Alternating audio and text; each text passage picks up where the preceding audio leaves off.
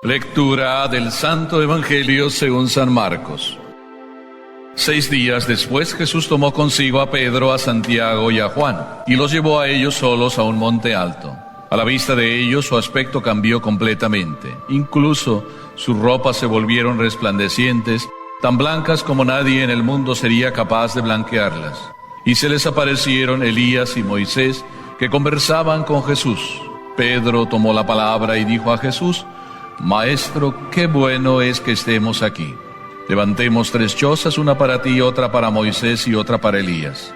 En realidad no sabía lo que decía, porque estaban aterrados. En eso se formó una nube que los cubrió con su sombra, y desde la nube llegaron estas palabras: Este es mi Hijo, el amado, escúchenlo.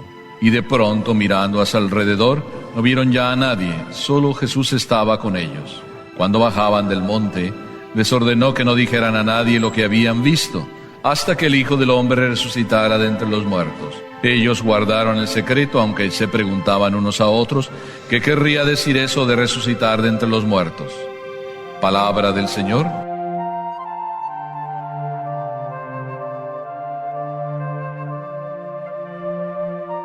Si a cualquiera de ustedes yo le preguntase o le preguntara qué es su vida o cuál es su vida, pues empezaría a contarme todos sus problemas, como si la vida fueran los problemas. Pero a pocos oigo decir cosas positivas. La vida tiene muchos ratos de cielo, y es bien importante que seamos conscientes de nuestros ratos de cielo. Es bien importante vivir nuestros ratos de cielo. Porque el Evangelio empieza a decirnos y nos dice una palabra ya para empezar que quizá no nos hayamos dado cuenta, pero es bien importante. Dice 6 días después. Y luego más adelante dice Pedro: Oh, maestro, qué bien se está aquí. Hagamos 3 chozas. Qué ejemplar era Pedro, ¿no? Hagamos 3 chozas. Una para Moisés, otra para Elías y otra para ti. Pedro estaba feliz. Por tanto, se olvidó hasta de sí mismo y de Santiago y de Juan. Hagamos 3 chozas, maestro. Aquí se está bonito. Pero antes, 6 días después, dice el Evangelio, o sea, 6 días antes, ¿qué pasó? 6 días antes el maestro hizo una pregunta, y una pregunta bien interesante, y se las hizo a todos los apóstoles reunidos. Les dice: cuéntenme, ¿qué se dice de mí? Y todos fueron respondiendo. Unos dicen que tú eres Juan Bautista resucitado, otros dicen que tú eres el gran profeta, otros dicen, quién sabe, el Evangelio no nos cuenta más cosas, pero seguramente alguno habrá dicho: tú eres el que me curaste mi ceguera, el que me curaste mi cojera. Si le preguntamos a la hemorroísa: tú me hiciste feliz, 38 años de sufrimiento en un día se me acabaron porque tú me curaste. Todos tenían una experiencia de Jesús. Pero cuando, después de oír todo lo que se decía y que los apóstoles vinieron a contar a Jesús todo lo que se decía, Jesús hace una pregunta más comprometedora y dice: ¿ustedes qué dicen de mí? ¿Qué es lo que ustedes piensan de mí? Que es lo mismo que Jesús puede decirnos hoy. ¿Qué piensan de mí? Y Pedro, también el lanzado, dijo: tú eres el Mesías, el Hijo de Dios. Y Jesús le dio una respuesta: te felicito, pero eso no lo has dicho tú de tu propia espontaneidad. Eso te lo reveló mi Padre que está en los cielos. Y yo te digo que tú eres Pedro, y sobre esta piedra edificaré mi iglesia. Y lo felicitó. Pero después el Señor empezó a contar: bueno, ya saben quién soy yo, ¿no? El Hijo de Dios. Y después dijo: pues el Hijo de Dios tiene que padecer y sufrir y ser encarcelado y ser condenado a muerte. Y Pedro dijo también, lanzado otra vez como siempre: no, maestro, eso no puede pasar contigo. Y el Pedro, que había recibido la mejor felicitación, recibe: apártate de mí, Satanás. Después de eso, Jesús invita a Pedro, a Santiago y a Juan.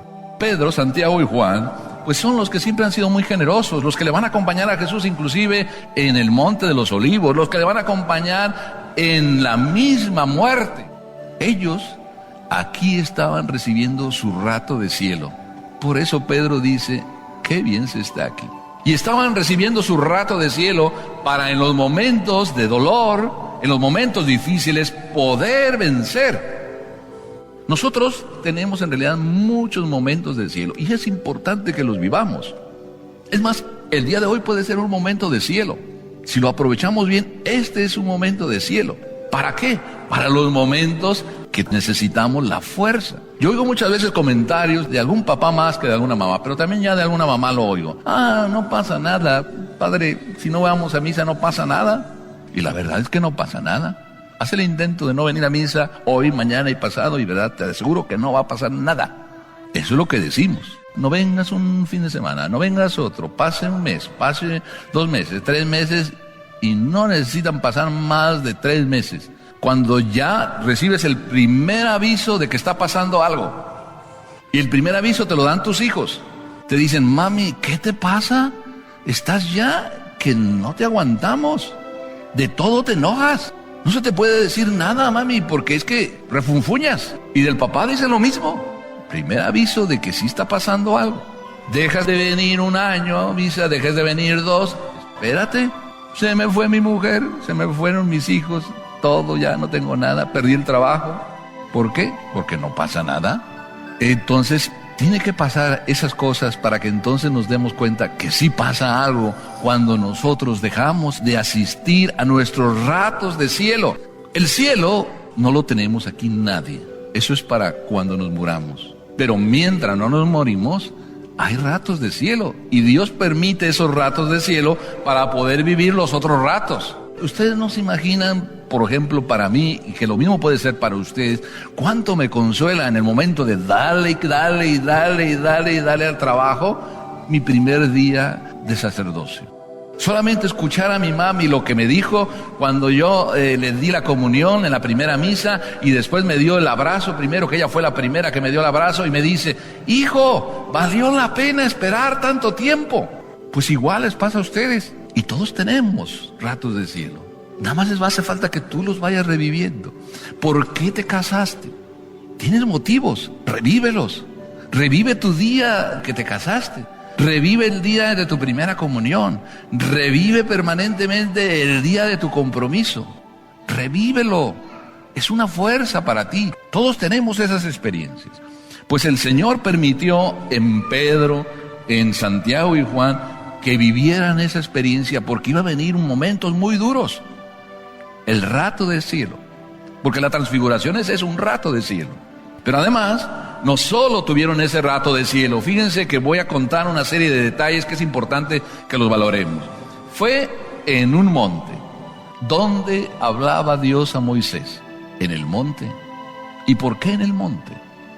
Porque en el monte es un lugar de soledad, es un lugar de silencio, es un lugar donde hay que subir y dejar todo lo demás. Ahí nos habla el Señor. Cuando dejamos todo lo demás, cuando hacemos un esfuerzo, cuando vamos y buscamos el silencio.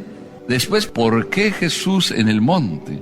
¿Y por qué está hablando con Elías? ¿Y por qué está hablando con Moisés? ¿Y por qué después una nube los cubre, que es la presencia de Dios Padre? Y de la nube sale un grito que dice, este es mi Hijo, el amado, escúchenlo.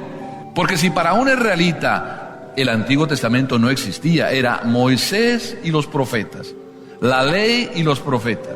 Moisés era el ejemplo de lo que deberían vivir, era la ley. Y lo que los profetas dicen también era la ley.